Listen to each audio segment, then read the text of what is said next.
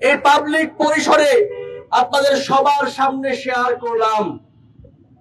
বিএনপির নিপীড়নমূলক সরকার চাইলে আমাকে গ্রেফতার করতে পারে, চাইলে আমার নামে এফআইআর করতে পারে, এজাহার জারি করতে পারে, আমার বাসা থেকে তুলে নিয়ে আমাকে জেলে বন্দী করতে পারে, গুম করতে পারে।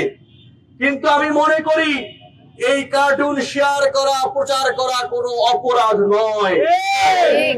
ফলত হাসান নাসিম কোনো অপরাধ করেন নাই, তাকে তুলে নিয়ে যাওয়া হয়েছে অন্যায় ভাবে।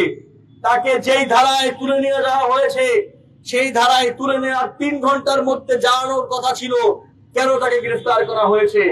কিন্তু আমরা দেখেছি তাকে তুলে নিয়ে যাওয়ার পরে তার ভাই সে রাতে ডিবি অফিসে গিয়ে বসা ছিলেন, তার সঙ্গে ডিবির কেউ কথা বলেননি।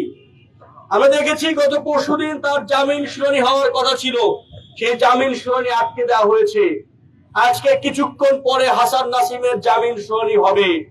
আমরা স্পষ্ট দাবি করছি হাসান নাসিমকে আর আটকে রাখা যাবে না।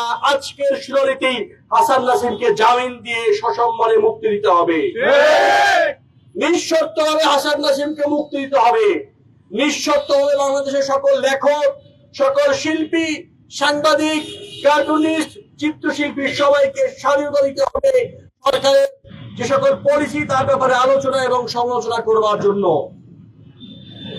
কোন লেখক, শিল্পী, কার্টুনিস্টের কলমকে, তাদের কালিকে দাবায় রাখা যাবে না, আটকে রাখা যাবে না। নুরুল ইসলাম মনি বলছেন তিনি নাকি জানেন না হাসান নাসিম কেন গ্রেফতার হয়েছেন। নুরুল ইসলাম মনির ভাইগনা নয়ন আর ভাতিজা সুলাইমান পাথরঘাটা জুড়ে কি কি ত্রাস সৃষ্টি করছে তা কিন্তু আমরা জানি। কিভাবে করে বিরোধী দলীয় রাজনীতিবিদদের ব্যবসা বাণিজ্য, দোকানপাট লুটপাট করছে নুরুল ইসলাম মনির ভাইগনা এবং ভাতিজা, সেই সকল খবর আমাদের কাছে আছে। আপনাদের নিজস্ব দলীয় আদালতে সে সকল বিচার না হলেও জনগণের আদালতে একদিন নুরুল ইসলাম মনির বিচার হবে।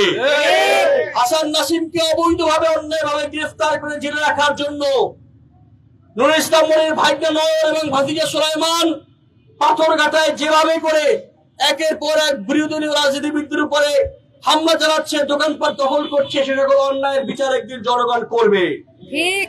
আমরা সেই দিনের দিকে এগিয়ে যাব, সেই দিনের অপেক্ষা করব। বন্ধুগণ, আমরা লেখক মুশতাকের জানাজা পড়েছি 2021 সালে। আমরা আর কোন লেখক মুশতাক দেখতে চাই না বাংলাদেশে।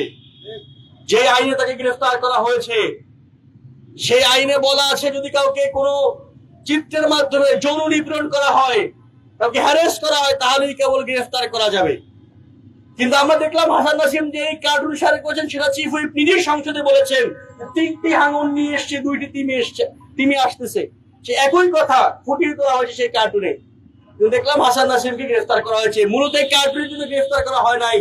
হাসান নাসিম একজন অ্যাক্টিভিস্ট, যিনি পাথরঘাটায় চিফ হুইপ নুরুল ইসলাম মনি এবং তার লোকজনদের দ্বারা সন্ত্রাসী কর্মকাণ্ড, লুটপাট চলছে তার বিরুদ্ধে ভয়েস রেজ করেছিলেন। সেজন্যই হাসান নাসিমকে গ্রেফতার করা হয়েছে। হাসান নাসিমের কণ্ঠকে রোধ করবার জন্য, হাসান নাসিম সকল সত্য কথা বলতেন, সেই সকল সত্য কথাকে বন্ধ করবার জন্য তাকে জেলে পুরে রাখা হয়েছে। আজকের জামিন শুনানির মাধ্যমে হাসান নাসিমকে মুক্তি দিতে হবে। যদি আজকে হাসান নাসিমকে মুক্তি দেওয়া না হয়, আমরা এই আন্দোলনকে তীব্র থেকে তীব্রতর করে তুলব। তার নামে যে মামলা দেওয়া হয়েছে সেই মামলা প্রত্যাহার করতে হবে।